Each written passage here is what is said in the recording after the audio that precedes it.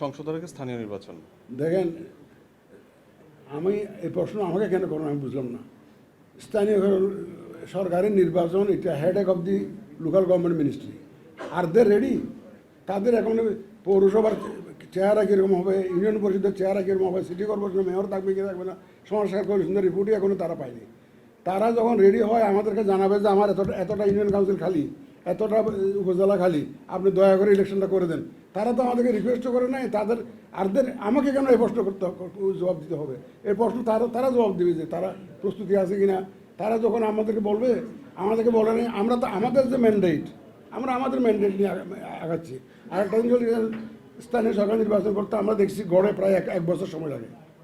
এটা in phases করতে হয়, অনেক মারামারি হয়, হানাহানি হয়, ভাইয়ে ভাইয়ে কন্টেস্ট হয়, অনেক প্রতিযোগিতা হয়। সুতরাং অনেক লোক মারা যায়, দেখছি তো আমরা, সহিংস ঘটনা ঘটে।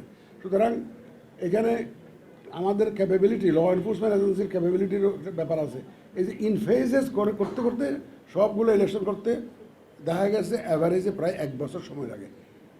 আপনি কি মনে করেন যে পলিটিক্যাল পার্টিস উইল অ্যাগ্রি যে আপনি এক বছর পরে ইলেকশন করার আগে, যেটা আগে কি কেয়ারটেকার গভর্নমেন্ট যারা ছিল তারা কি ন্যাশনাল ইলেকশন করেছে নাকি লোকাল গভর্নমেন্ট ইলেকশন করেছে?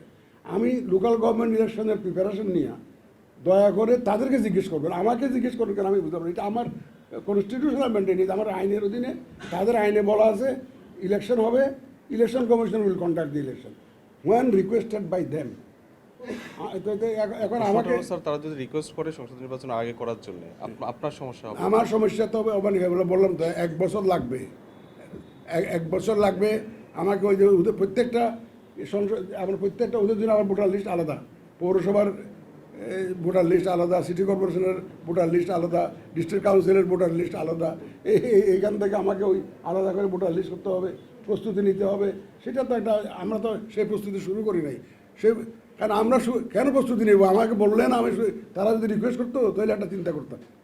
এই এক বছর সময় নষ্ট করে মাঝখানে যদি আমার ইলেকশন করতে হয়, তাহলে তো মাননীয় প্রধান উপদেষ্টার যে টাইম লাইন, এটা তো আর মিট করা সম্ভব হচ্ছে না। আমি দাবি নির্বাচন এবং লাভের